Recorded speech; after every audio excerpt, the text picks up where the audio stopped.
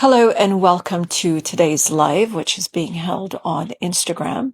It's where every Wednesday we're now resuming the live, but this is also going to go up on the podcast, which is called Decoding Attachment Styles. It's where you're allowed to send in your questions, or you can ask me questions right here when you join, and I will try to answer them as quickly as I can possibly get to them. There are many questions that came in last night, so I'm going to answer them as they were asked. If you're joining me on the live, just let me know where you are. And there's a question that I want to ask you guys, and you get to answer it here. What do you think the difference is between a dismissive avoidant and a fearful avoidant? I'm seeing across social media a big misunderstanding between the dismissive avoidant and the fearful avoidant. A ton of people are showing up and they're saying, my dismissive avoidant attached person does a push and pull. That is not a dismissive avoidant attached person, and we're going to discuss it a little bit here. But yeah, let me know in the comment section what you think. And if you're listening to this through the podcast, feel free to comment as well or send me an email. Let me know what you think the difference is between a dismissive avoidant and a fearful avoidant. And of course, let me know where you're coming in from. I'm just going to give this another minute or so for others to join, and then I'll get to your questions. We haven't done a live in such a long time. But I promise this is something that I really want to keep doing. I find that the lives tend to help you somehow. Not sure how that's doing it differently than the podcast. Again, if you're joining, let me know what you think the difference is between a dismissive avoidant and a fearful avoidant.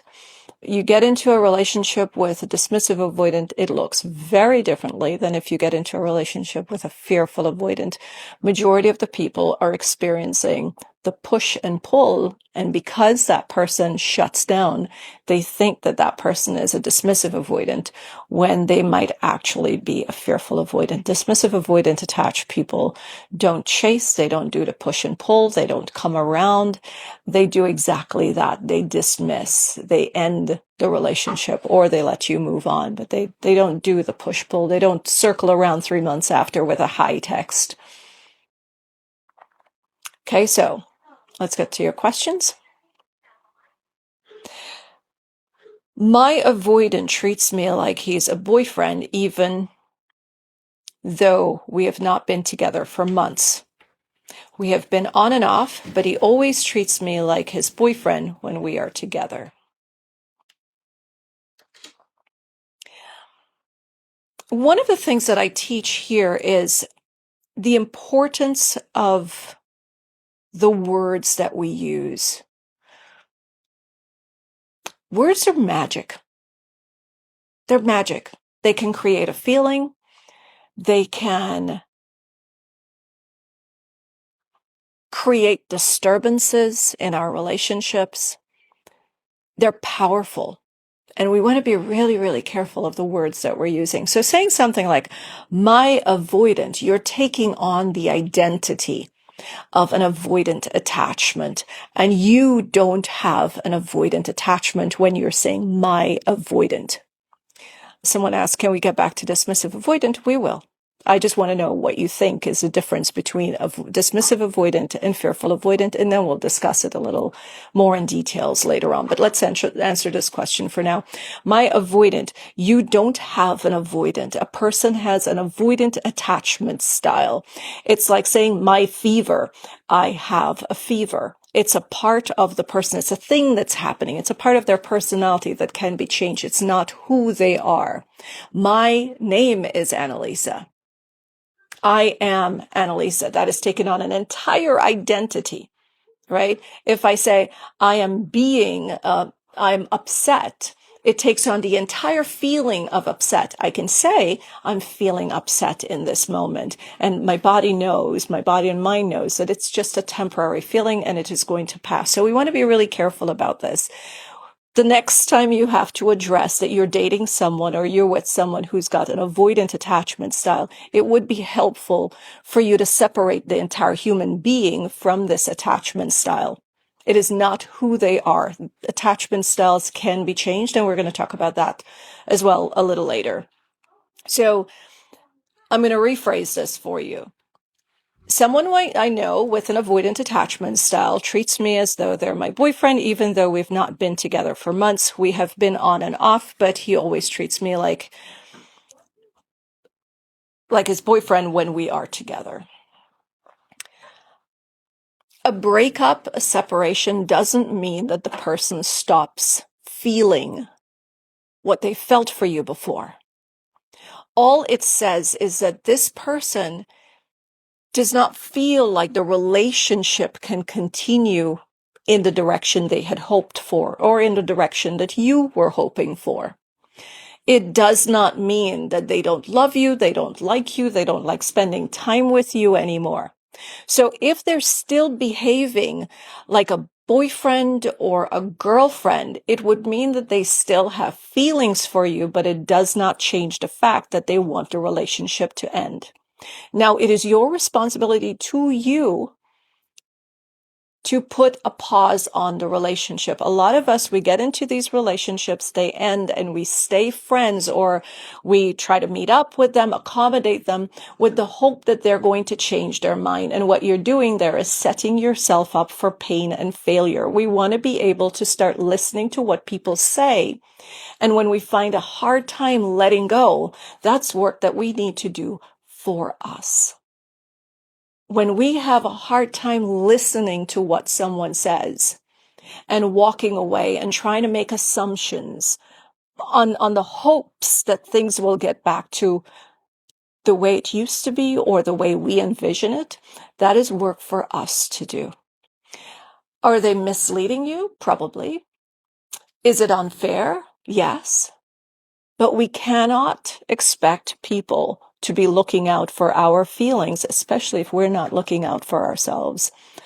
And this is, I promise you, I wish someone had really sat me down in my late 20s or mid 20s when I was open to listening and say, hey, it's your responsibility to take care of your own feelings, because if you keep depending on people to do it for you, chances are they won't or they can't. Right? So if you're hanging out with this person and you've broken up and they're treating you like a partner, but they have no intention of providing what you need in a relationship, then that's just what it is. It's best for us to look at the reality of our lives and then decide, do I want this or not? And I know that's painful. I know that's not what you want to hear. Usually when you send a question like this, you're hoping that I would say, oh, well, if he's treating you like a boyfriend, then maybe that's what he's saying, but he doesn't want to use the label. Well, you deserve someone who is going to find the strength, do the healing work, find the strength to push through and say, hey, you know what? I am scared right now. I'm afraid of using the labels, but I do want a serious, committed relationship with you. And I'm going to find the help that I need so that I could learn to be a little more vulnerable. That's what you deserve. Because if you're with someone who cannot find the strength to build a relationship with you, then that's what you're probably going to be dealing with in the next 10 years or 20 years. You need to be able to see some sort of effort to push through fear.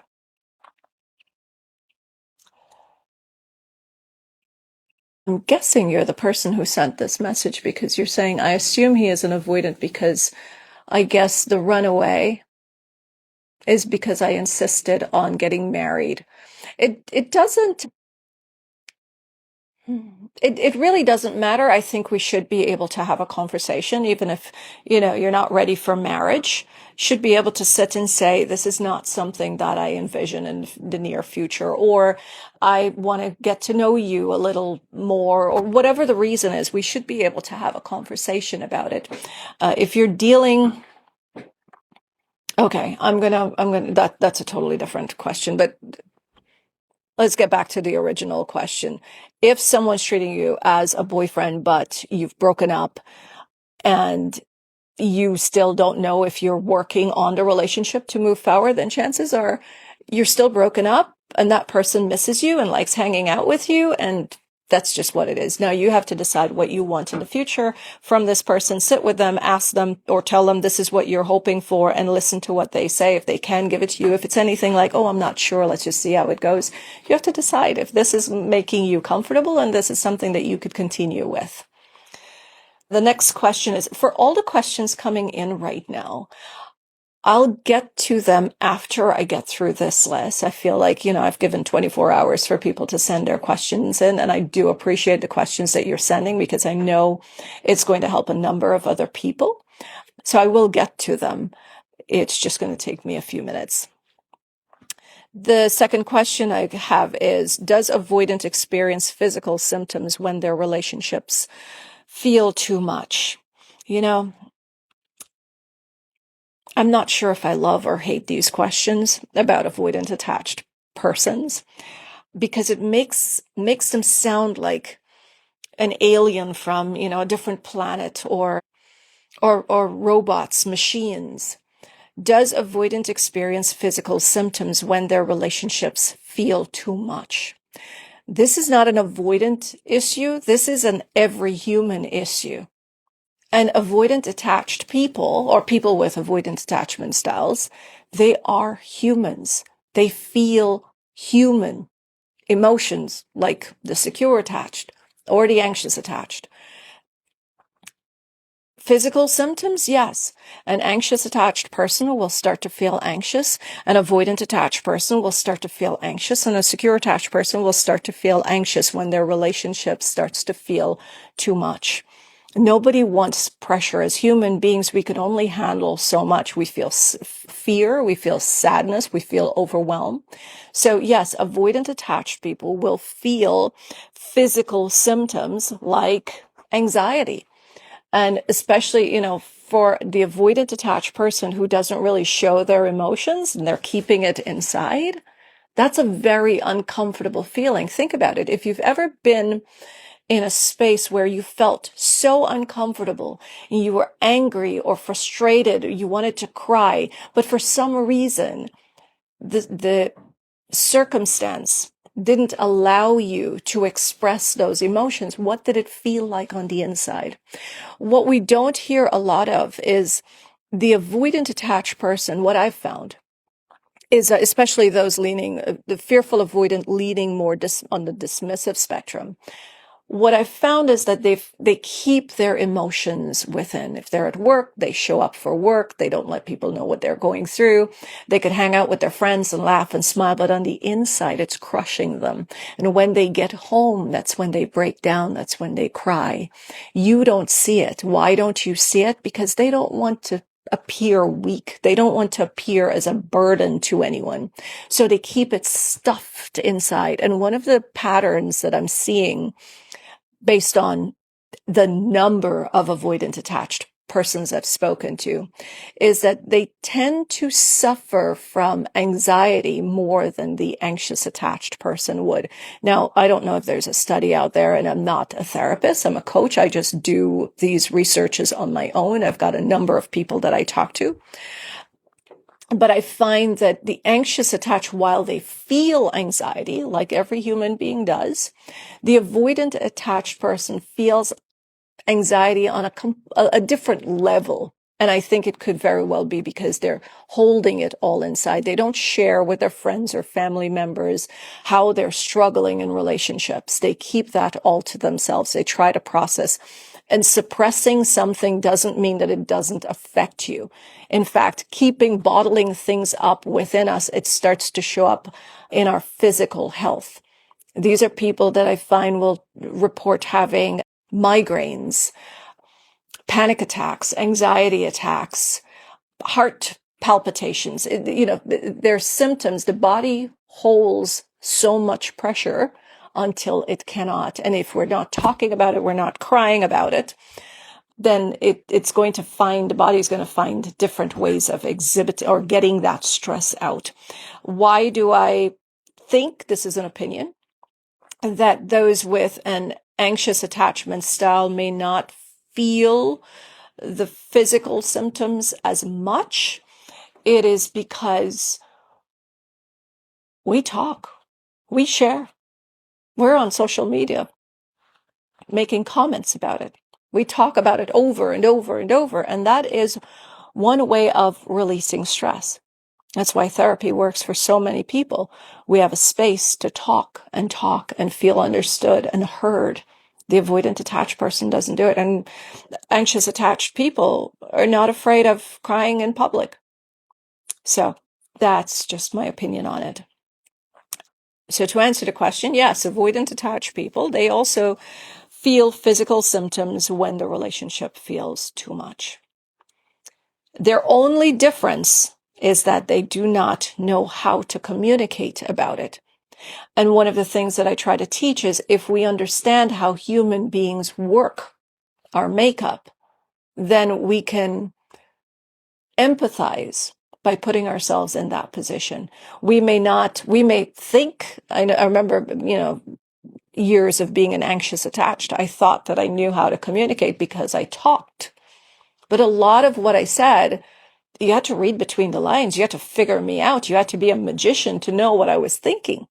And if you didn't, I thought something was wrong with you, but my sentences weren't clear. There were sentences like, what if he doesn't do this? That's not a full sentence or a statement. So, those are things that we need to look at if we want to have healthy relationships. We have to be able to communicate. And that is where the problem is with both anxious and avoidant attached persons. The anxious attached because they speak, because they use words, and a lot of them, they believe they communicate. Listening is also a big part of communication. We have to be able to listen to understand. But most of the times, and I'm talking again, someone who was anxiously attached, it was more important for me to be understood, to get my story out, my words out so that I could be understood. I didn't realize the importance of listening to understand. The goal wasn't to understand so that we could make the relationship better and also appreciate my partner. The goal was to be understood so that a partner can fix my problems and I can be happy. And we've got to be able to sit with ourselves and reflect upon how we're showing up in relationships as well.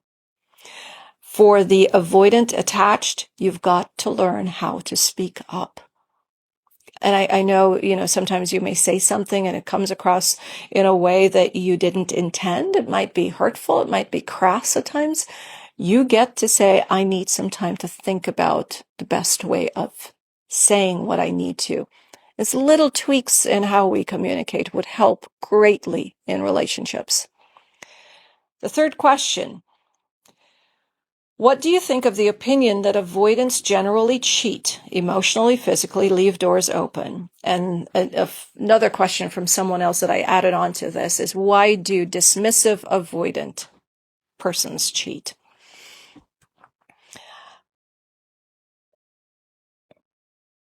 Every human being who needs validation, who's insecure, who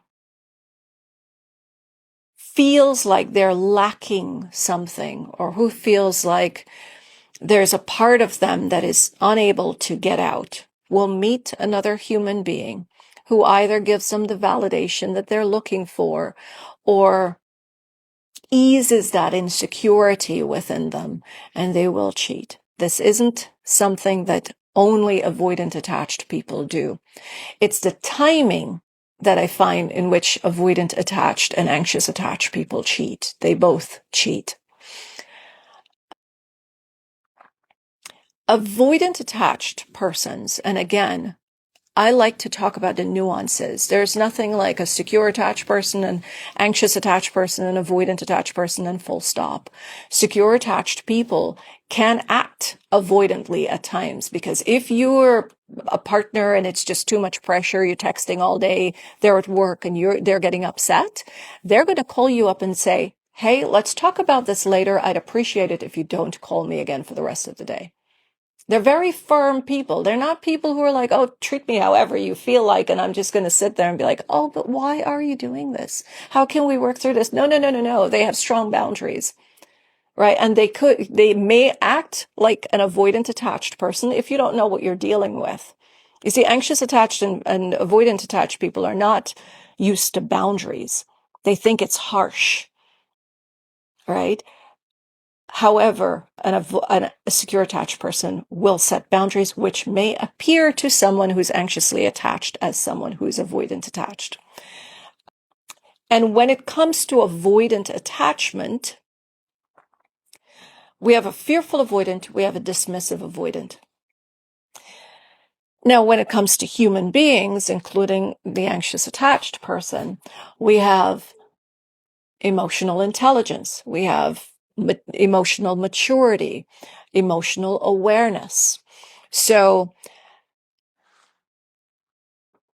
a fearful avoidant, leaning more dismissive, but emotionally aware, emotionally intelligent, and emotionally mature will more than likely not cheat. An anxious attached person who is those three again, emotionally mature, intelligent, and self-aware, and mature, they more than likely will not cheat. Someone who is emotionally immature, not intelligent enough to have a good idea of what their future should look like. I'm talking about the kind of person who's got an amazing partner, but instead of focusing on how amazing their partner is, they start nitpicking and finding all the things that they don't like, will be the one who cheats, or the person who thinks that, oh, there's always a better option, or the one who cannot sit and work through discomfort or an uncomfortable conversation may tend to cheat. So it's not an avoidance generally cheat. It's a particular kind of individual who will.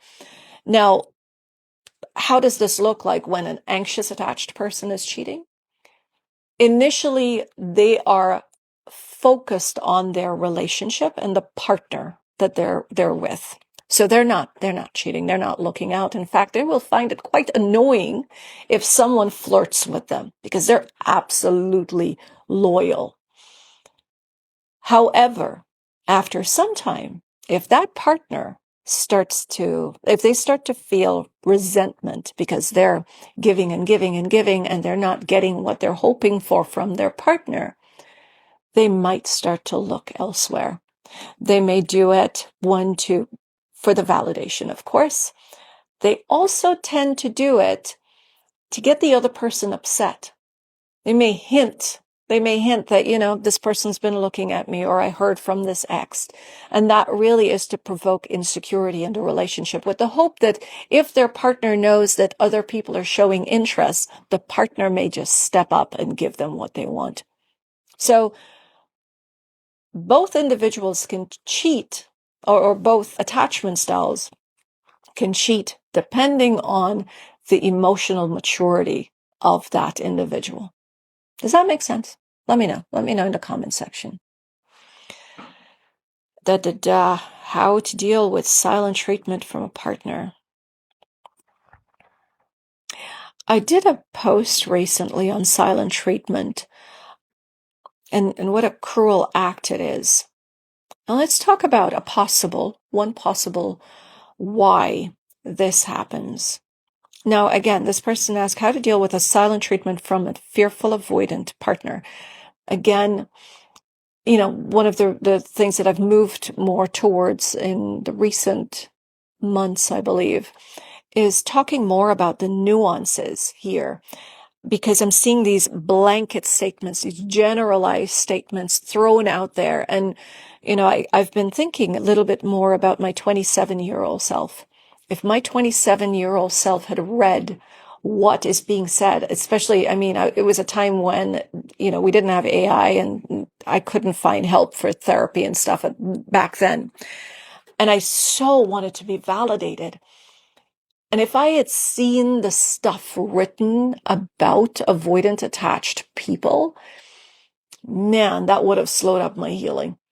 So in a way, I'm grateful that I did not have the filter of people who don't do the research on attachment theory influencing how I think, because I'll tell you one thing. You could be angry and your anger is valid. It is unfair. It is incredibly unfair because we grew up believing that humans should have connection. But again, the nuance, we missed it. People don't talk about the nuances. What does it mean that we're humans and we need connection? Think of it. We're tribes. We're human beings that, sure, we need connection, but we cannot possibly expect one human being to be everything to us. We grew up in tribes where people took care of each other. I'm from the Indian culture, grew up in Guyana. It really took a village to raise us. We couldn't be seen lurking around neighborhoods after school. Somebody was going to report to our parents. A random stranger would see us in uniform and ask, "Hey girl, what are you doing out here? Aren't you supposed to be home?"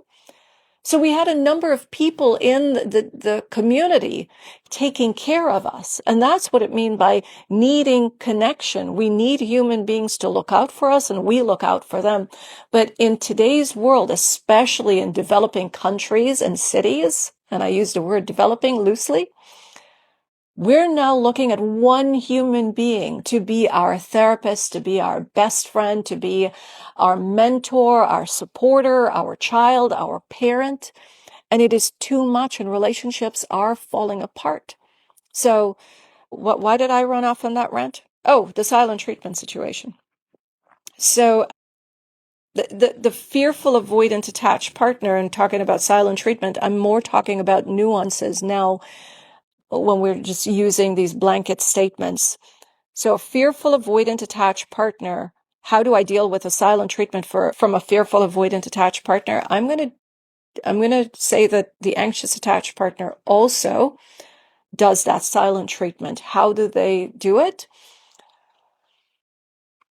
Piss off an anxious attached person and you ask them, "Hey, is everything okay?" What do they say? "Yeah, I'm good. I'm fine." And they're slamming doors. In a way, that is interpreted to the other person as a silent treatment. You're ignoring me.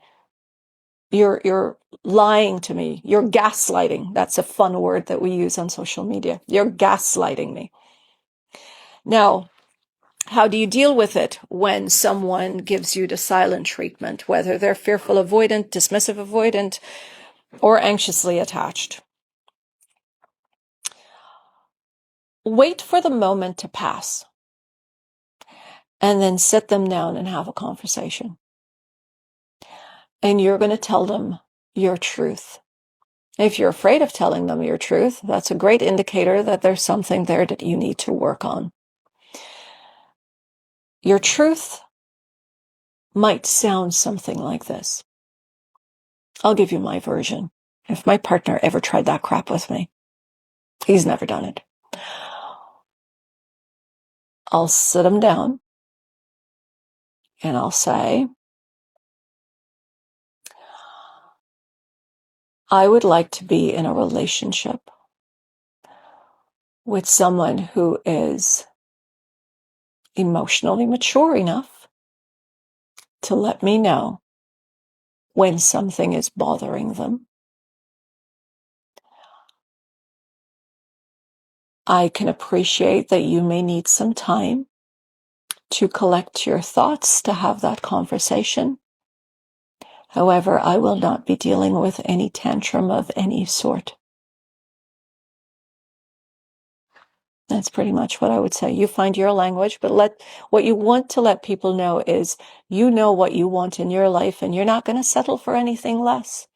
And you're giving them a chance. You understand that human beings need some time to collect their thoughts, to, formulate what they're going to say. But that is what your expectations are. And if they keep doing it, then you've got to ask yourself, am I willing to do this for the rest of my life? Or you would choose to walk away, as painful as that is, and find the partner who can give you what you want. A follow-up question to what I just said. Best way is to stay silent. Best way is to stay silent, I think, if something is bothering you. Yeah, that is the silent treatment. And what happens is you think that it's the best thing to do by staying silent, but the other person is feeling ignored. The other person is feeling like they're not valuable. And a person who stays quiet when something is bothering them, that is someone who is afraid of confrontation. And we should not be afraid of having a conversation. Because I'll tell you something about the silent treatment. We think it's grown up, we think it's mature, and we think it's safe. But what we're doing is we're building this lovely thing called resentment.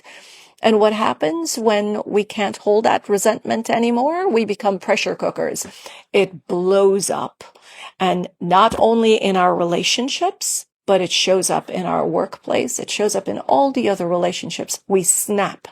You see someone do an act and you're like, oh my gosh, this is not this person. They don't usually behave this way. No, it's because they've been holding something in. So the silent treatment's never a good idea. Yes, let pressure pass and speak calmly. But of course, we have to remember that there's another person in this relationship. And we want to be able to at least say to that person, I need some time. And I will come back to this conversation, and give them a time. I'll come back in an hour. I'll come back this afternoon. I'll come back tomorrow. And then you follow through on it. You make sure that you do the thing that you said you're going to do. My husband is avoidant. Again, we're going to correct that. My avoidant has an avoidant attachment style. He gets extremely stressed about the future and shut down for months.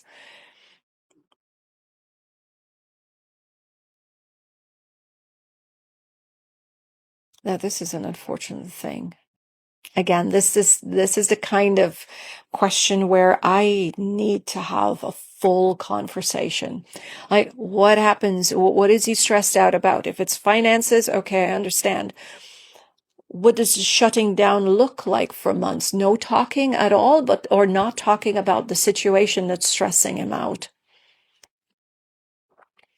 When we think about the future, it could be very, very stressful. We don't know what's coming, right? And we want to be prepared for it. And a lot of times we don't feel prepared for it. An avoidant attached person grew up taking care of themselves. Yeah, I was thinking about my baby boy today. He leans avoidant. Well, he is fearful avoidant, but he leans more on the dismissive side.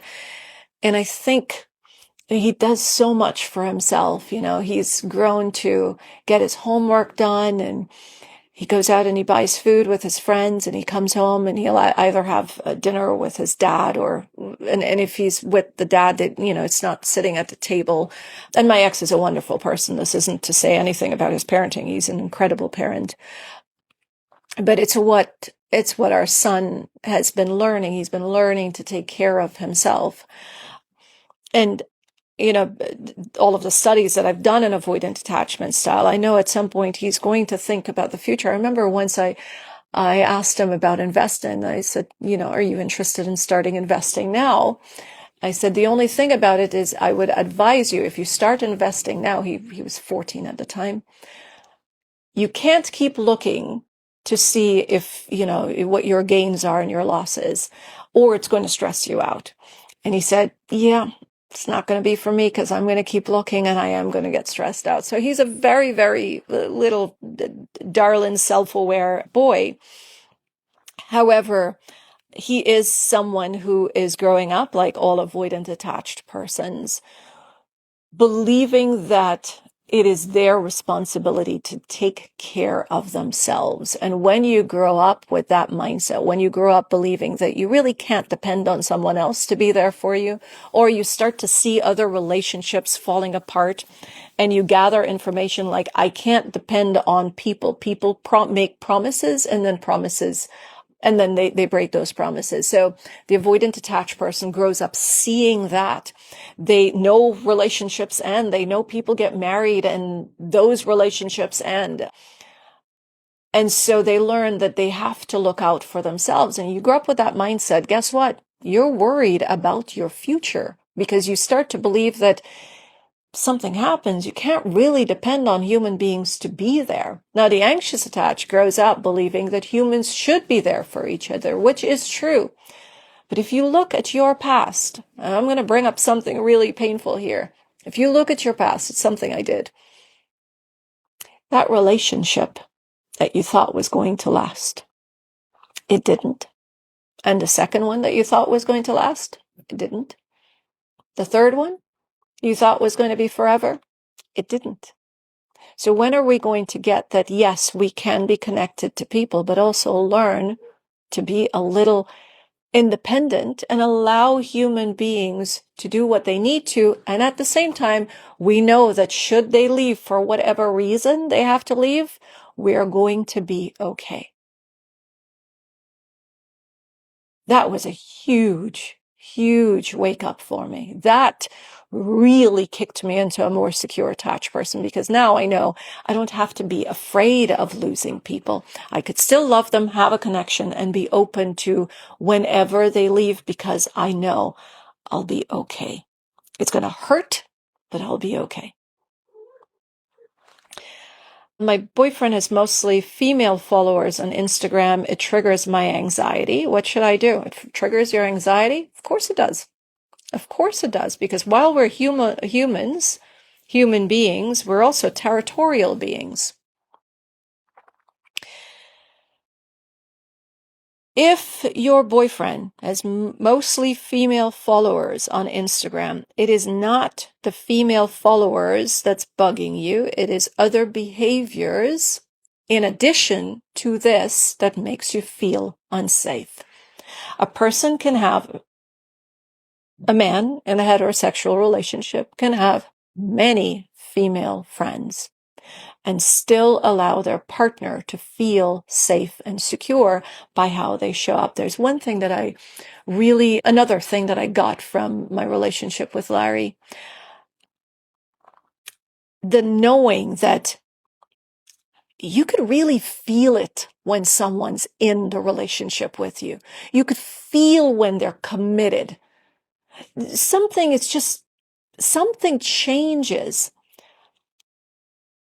I think they're more patient and understanding, and you could tell that they really give a hoot about your thoughts and your feelings.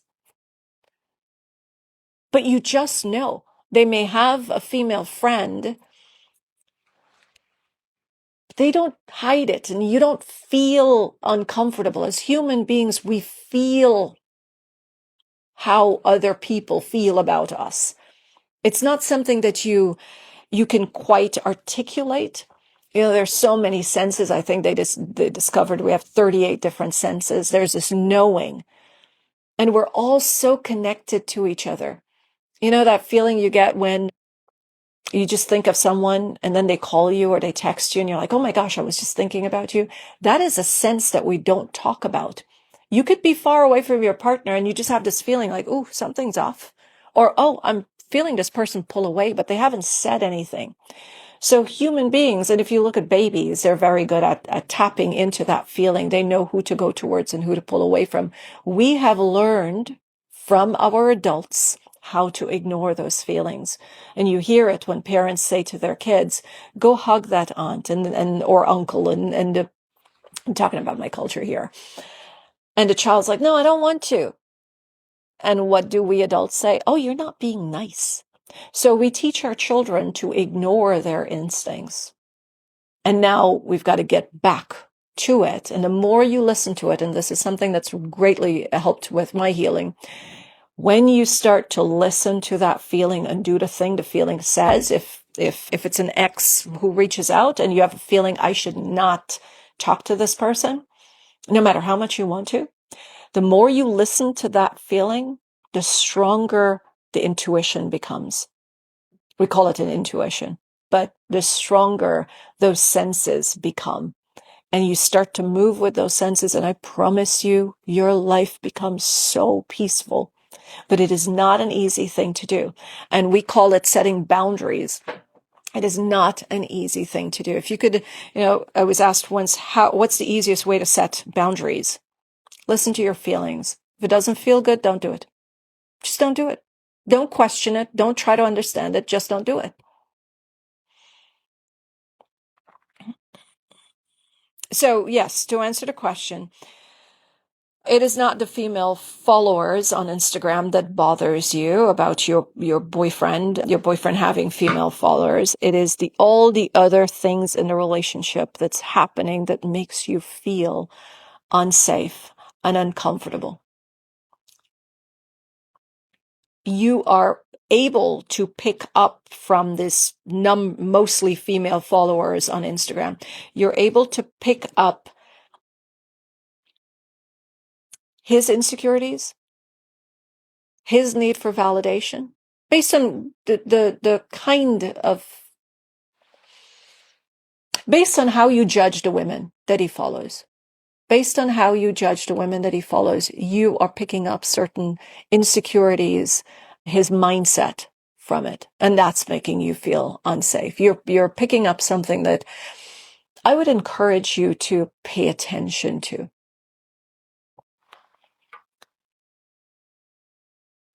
Are avoidants who don't do the work usually emotionally immature? Let me think on that for a second.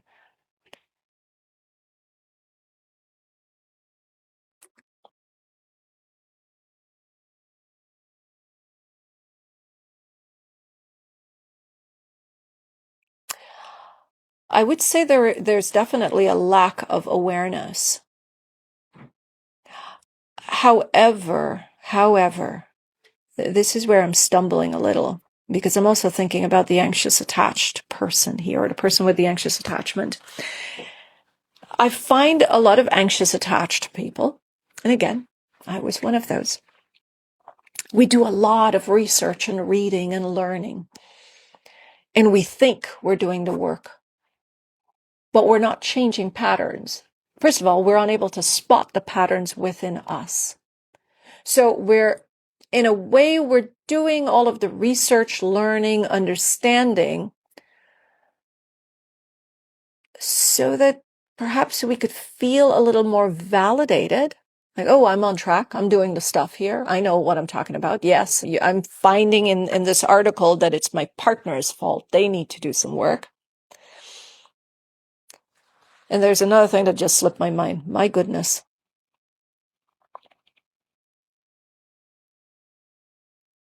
Oh, and there's also the anxious attached will look for information so that they could start molding themselves into a person that their partner is going to like.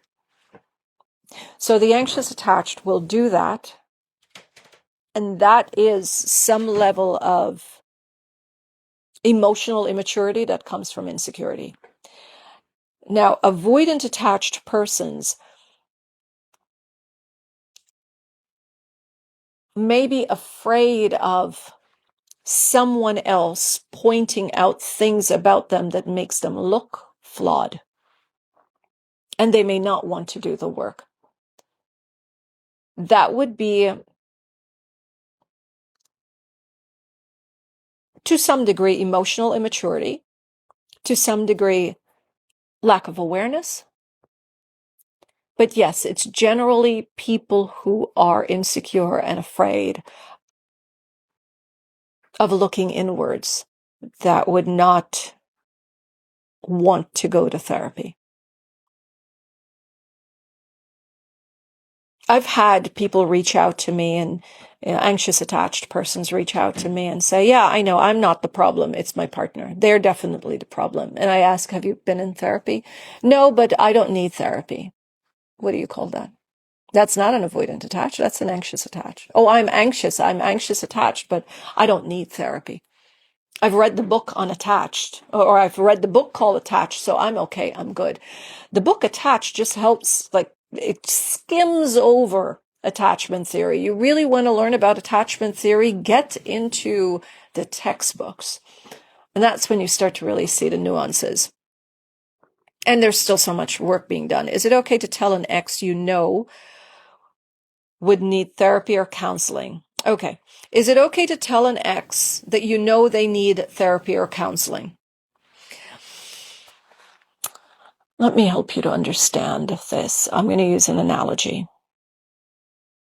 or a different story. Imagine we care about someone and they are overweight. We know they're overweight. How do you tell someone, hey, you're overweight, you should really go see someone? It comes over as a little inconsiderate. And usually if you say that to someone, I would imagine they think, like, what the F? Who the hell are you to talk to me about that? It's offensive. Or imagine we don't agree with someone's religion and we start preaching on them that they should change and turn into, take on our religion. It's offensive. I know we want to help people. I know we see them making the same mistakes sometimes over and over and over, and we really want to help them. But when we're telling someone that they need to go to therapy, we're telling them that they're messed up. We're telling them, in a way, that I'm better than you, that I could diagnose you. I'm smarter. I'm just better. And no one wants to feel like someone they loved and care for see them as less than or broken. So how do you approach a topic like this? I will generally wait. I just listen to people for the most part. They talk. People want to be heard. I've learned this a long time ago. And I give them space to do that. So I'm going to use my partner again, for example, who is in therapy and has been for decades.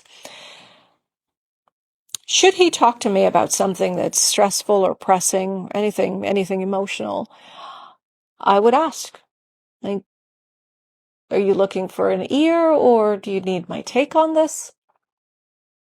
Most of the times it's understood. I'll just shut up and just listen. And then he may ask for an opinion. And if he asks for an opinion, I'm very well aware I'm not his therapist and I'm not his coach. So I'll say, maybe this is something you want to discuss with your therapist. Or I may say, if I was in that situation, I would probably deal with it this way. However, I'm not in your situation. Okay.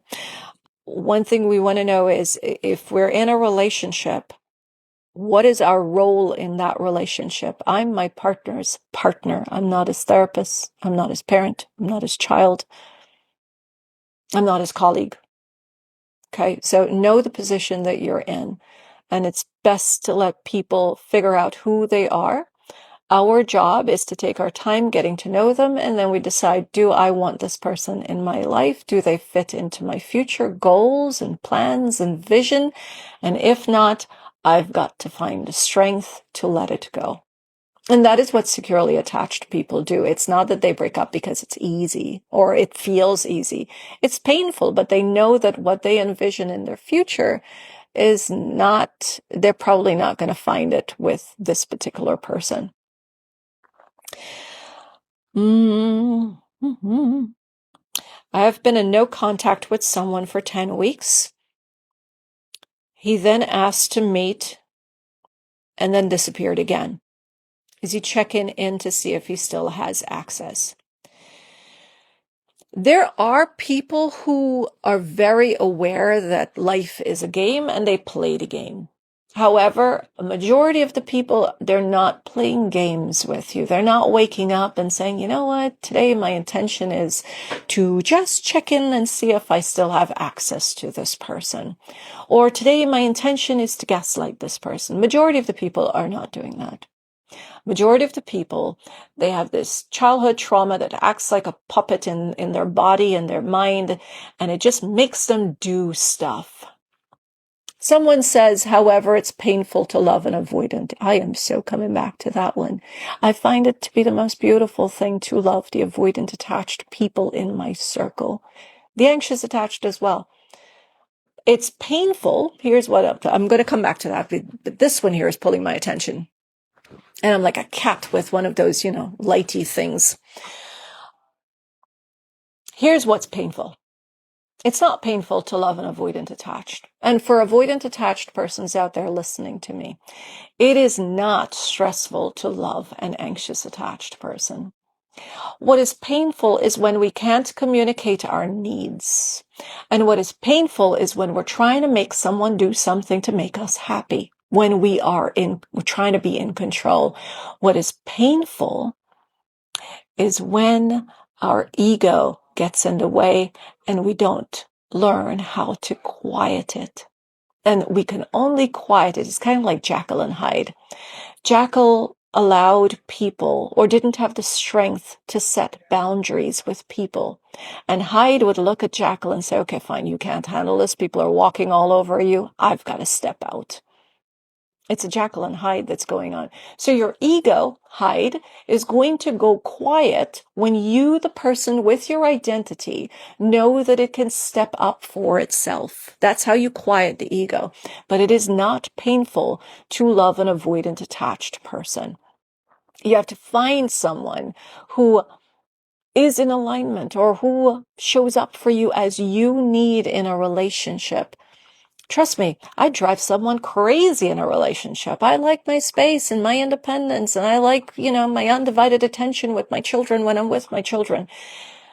And I'm not sure how many people would be like my partner who can respect that. And he's also not someone who needs me constantly. He knows that, he's winding down his career and I'm the one who's building my career and he supports it. So you've got to find someone you're more in alignment with. No one in my past would have been able to be with this version of me.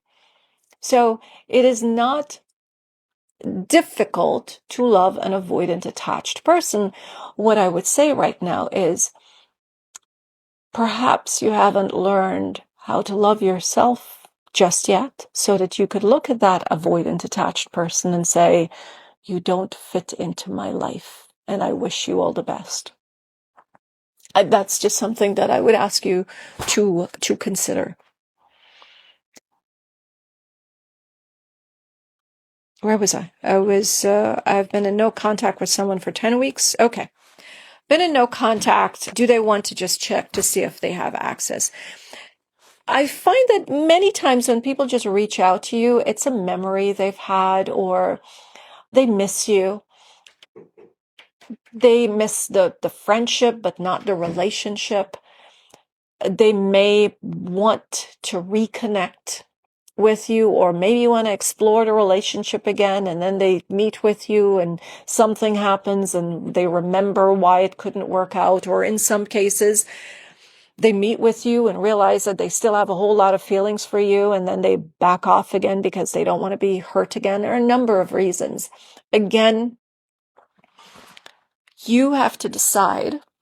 I know I keep trying to give you agency and independence, right? I try to let you know that you can make choices for yourself. You are a powerful being. You have to decide, do I want to be with this person again? When someone breaks up with you, when we are going through a breakup, it is the best time to just sit there and reflect upon the relationship. And as time moves on, you stop seeing things as rosy and beautiful as you saw it just after the breakup. You start to see where the holes and the cracks really were. And now you could ask yourself, is this the kind of relationship that I want for the rest of my life? Someone who pushes and pulls, and someone who, is inconsistent, someone who says things but don't really mean it. You get to see all of these things. I've had people reach out and say, I was dating this avoidant attached person and they were just so boring. I just didn't realize until I got out of the relationship and life got exciting. Space in relationships, it's great. It's great. Now, Larry and I, we still do space in our relationship, not the space where you break up, but, we live in different places. You don't have to call me all the time because we're going to see each other. But it's wonderful to have your alone time. When we're so consumed by the relationship and the other person, we don't get to see what life could be like without them. And it's nice to know what life looks like without your partner, so you can either realize that it's not the partner for you, or you can appreciate that person some more. It's our love which makes them different, otherwise they're ordinary. Avoidant attached people are not ordinary. They're brilliant people. If you look in society, the shakers and the movers are generally avoidant attached people. Why? This isn't to say that anxious attached people are not smart. What I'm saying is, when you look at it, who is more obsessed with making sure that they're going to be financially okay in the future? Who is afraid of not being independent in the future? Avoidant attached people. And secure attached people know how to balance it. So you'll find securely attached people also very successful. It drives them. There are a few things. Let me get into this a little. An avoidant attached person grows up believing they must take care of themselves. They also get validation from excelling. So they excel in school. They get that tap on the shoulder from their parents, and they want more and more and more. They have to prove themselves. There's a lot of people pleasing. I have to people please with my parents, get the good grades. They see me when I get the good grades, and now I'm going to get a good job, and I'm going to get the validation there, and I'm going to become more and more and more successful. Anxious attached people, they lift everyone else up. They are always supporting. They're helping you to grow. And unfortunately, they don't pay as much attention to themselves as they should. Secure attached people know how to balance the two. But avoidant attached people are not ordinary. I'll use personal examples. People I know, incredible chefs. Larry plays the guitar, writes some incredible songs. My son started playing the piano when he was 2.5 years old. My daughter could read attachment style. One of my daughters can read attachment style like it's nobody's business. Picked up the guitar, taught herself. She's incredibly charming. Everyone just absolutely loves her. And that's just a few in my circle of clients I have. They're all incredibly talented people. One of them just picks up languages and learns them like nobody's business, travels the world. So they're not ordinary people. They're people who, just like anxious attached and secure attached, they're looking for a space they can feel safe in. So I hope that clears it up. Can avoidant attached people heal and break patterns without therapy? It is going to be difficult, but it is possible. It is possible for anyone to heal their patterns and break their patterns if they are determined to do so. First, you have to recognize the pattern. The thing is, the avoidant attached person, if they can recognize their patterns, they can very well break them, heal them. It's not going to be easy, and you've got to do it consistently. I've used the analogy of working out to build muscles. You've got to go 4 times, 5 times a week to the gym and do it consistently. Watch what you're eating. Watching your diet. If you want to build a physical physique, if you have a goal, a physical goal that you want to achieve, you've got to be consistent with it. You've got to be mindful of all of your actions that's going to lead you to the results that you want. It's the same thing with emotional healing. You've got to be consistent with it, and you've got to watch what goes into your mind, filter things out. It is work, but I promise you, it is going to be worth it as long as you can do it. So yes, you can heal patterns. It's something that I did to a degree, but having a therapist, working with a therapist, surely helped a lot more. But yeah, it can be done. Alrighty, let me just run through, get your questions that you just sent in. Okay, curious about the difference between dismissive avoidant and fearful avoidant. It takes so much mindfulness to not take that personally. Buddhism helped me. I'm not pushing that on anyone, and it's not a religion, just to clear that up.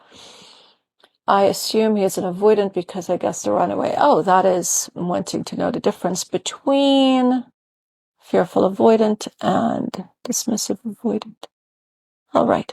All right, let's deal with that for just a minute, and then I'm going to talk more about it on the podcast. The difference between a dismissive avoidant and a fearful avoidant is a dismissive avoidant does not need a relationship. A fearful avoidant wants to have a relationship, but they do not want to lose their independence and autonomy. That means fearful avoidant, they want a connection, they want to be with someone, but they don't want that person controlling their every moves or sharing opinions. Now, make this simple. When I met Larry, he would send me these songs that cover songs that he would play on the guitar, and I'd listen to them. And shortly after we met, and he asked me if I listened to the songs. I said, yeah, I did. And then I asked, have you written any songs? And he said, no, I can't write songs. I said, of course you can. So he started writing. To date, it's over 60 songs, beautifully written. I call him my new Beatles.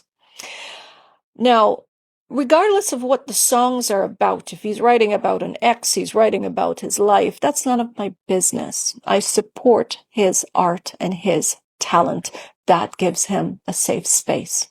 If I talk about a project in my life, I'm starting a new project, the most he'll ask is, "This not too much?"